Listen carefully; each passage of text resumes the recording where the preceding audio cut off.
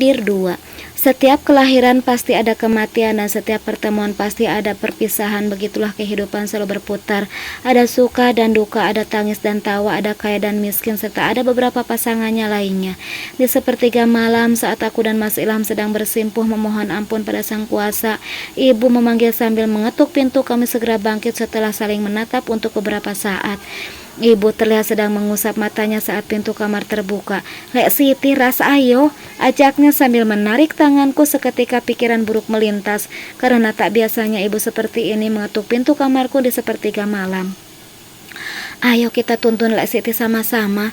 Ibu melepaskan pegangannya, kemudian wanita tangguhku itu duduk di sisi kiri adik iparnya itu, sementara aku masih diam mematung di sisi kanannya.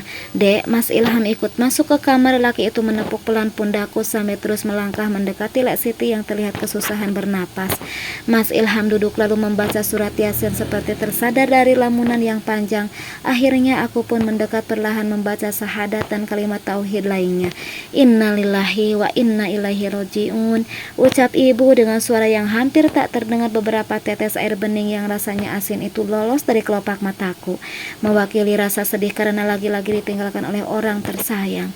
Di antara sholawat tarhim subuh, kami kembali berduka. Air mata yang selama beberapa waktu tak menyapa kini menetes lagi membasahi pipi sekaligus hati, menorehkan luka yang hampir bisa kami lupakan. Setelah bapak lalu Lek Biran, kini Lek Siti menyusul mereka berdua. Wanita yang sangat mencintai suaminya itu menghembuskan napas terakhirnya dalam dekapan ibu. Mereka memang tak memiliki hubungan darah, namun kedekatan dan kasih sayang yang mereka tunjukkan melebihi semua itu. Tak heran jika ibu merasa sangat kehilangan. Berpuluh tahun hidup bersama sebagai saudara ipar menjadikan mereka sangat dekat dan akrab. Sementara aku terus berusaha agar nampak tegar dan berusaha ikhlas menerima kenyataan. Kemudian, meskipun dalam hati tetap saja ada perasaan berontak dan berkali-kali bertanya mengapa. Mengapa satu persatu orang yang kusayangi pergi meninggalkan diri ini? Apakah ada yang bernasib sama seperti diriku? Kilasan waktu saat bersamanya menari-nari di pelupuk mata. Bagaimana cara Lek Siti menyayangi dan mencintaiku. "Ibu, mau beli es krim?" Rengeku kala itu, namun ibu tak menghiraukan karena katanya nanti batuk. Dan saat itu diam-diam Lek Siti membawaku ke tukang es krim yang lewat. "Siti," tegur ibu yang hanya kami tanggapi dengan senyuman, dan ibu hanya bisa geleng-geleng kepala melihat aku dan Lek Siti menjilati es krim. "Mbak Umi mau?" tanya Lek Siti menawarinya. Bukannya senyum sumringah yang didapatkannya, melainkan omelan panjang ibu. "Mbak Siti kenapa, Bu? Kenapa nenek menangis?" tanya Rory yang baru bangun tidur sekaligus membuyarkan lamunanku. "Mbak Siti meninggal dunia, Kak," sahutku dengan suara pelan sambil mengangguk. Setelah itu bocah 4 tahun itu tak lagi bertanya. Tak lama kemudian Rory nampak murung, sepertinya dia sudah sedikit mengerti arti dari kata meninggal. Sesekali bocah berambut ikal itu mengusap kasar matanya dengan punggung tangan, lalu menyadarkannya kepalanya di dadaku. Saat pazar menjerang, beberapa tetangga sudah banyak yang berkumpul. Mereka semua membantu menyiapkan segala keperluan untuk mengurus jenazah Lek Siti. Sementara aku dan ibu masih bersimpuh di dekat jenazah yang belum disucikan sambil membaca surah Yasin untuk almarhumah. Jenazah Lek Siti segera dimandikan setelah si pemandi jenazah sampai. Selain aku dan ibu, ada juga beberapa tetangga yang ikut memegangi jenazah saat dimandikan. Alhamdulillah semua berjalan lancar. "Kamu lekas mandi biar gak masuk angin," kata ibu setelah selesai membantu memandikan jenazah Lek Siti. Aku hanya mengangguk. Setelah itu meninggalkan yang juga hendak membersihkan diri. Kembali aku ke depan untuk melihat Lek Siti yang terakhir kali. Sebelum wajahnya dibungkus dengan kain kafan, air mata ini kembali menetes. Sekali lagi kematian adalah duka bagi yang ditinggalkan. Setelah para tetangga pulang, setelah membaca tahlil di malam pertama meninggalnya Lek Siti, aku dan ibu membereskan dapur, sementara Mas Ilham membantu membereskan ruang tamu. Di sini para tetangga yang hadir untuk mengaji hanya disuguhi beberapa kue dan air mineral. Kata Mas Ilham nanti kalau 7 hari baru dikasih makan dan berkat. Sudah terlelap di depan televisi saat kami selesai membereskan semuanya. Biar aku angkat, kata Mas Ilham lalu pelan-pelan mengangkat tubuh Rory untuk dipindahkan ke kamar ibu. Sementara terlebih dulu aku masuk untuk menata tempatnya karena selama ini dia tidur bersamanya. Ibu juga lekas istirahat, ujarku setelah keluar dari kamarnya bersama dengan Mas Ilham. Wanita terkasihku itu mengangguk sebelum akhirnya menutup pintu kamarnya. Kami pun masuk ke kamar untuk mengistirahatkan diri setelah seharian menguras energi dan emosi. Kenapa satu persatu orang yang kusayang meninggalkanku lebih cepat? Tanyaku pada Mas Ilham saat berada di kamar. Jawabannya cuma satu, karena semua itu sudah takdir. Sahutnya lalu mendekap erat tubuhku. Jangan sekali-kali kamu mempertanyakannya, karena jodoh, rezeki, dan maut itu sudah mutlak ketentuan Allah Subhanahu wa Ta'ala. Imbuhnya sebelum suara dengkurannya terdengar lembut di telingaku. Ini adalah hari ke-7 setelah kepergian Lek Siti dan kami memutuskan untuk berziarah ke makamnya yang ada di kampung lama. Kata ibu dia pernah diamanahi sama mendiang Lek Siti jika suatu saat dia berpulang ingin dimakamkan di tempat yang sama dengan suaminya. Aku dan ibu berjalan gontai sambil sesekali mengusap air mata saat meninggalkannya. Pemakaman umum tempat di mana Bapak, Lek Biran, dan Lek Siti beristirahat untuk yang terakhir. Walaupun jaraknya cukup jauh, kami ingin menjalankan amanah darinya. Mampir dulu Bu sapa Bu Endang saat kami lewat depan rumahnya. Iya, terima kasih Bu Endang. Mau langsung pulang saja, sahut ibu setelah memintaku menghentikan sepeda sebentar. Sementara Rory dan Mas Ilham sudah mendahului kami. Main-mainlah dulu kan, udah lama gak ketemu Bu. Yang sama Rory tadi siapa? Suamimu, Ras? Tanyanya sekaligus menebak. Iya Bu, balas ibu singkat, sementara aku hanya tersenyum saat kami beradu pandang dengannya.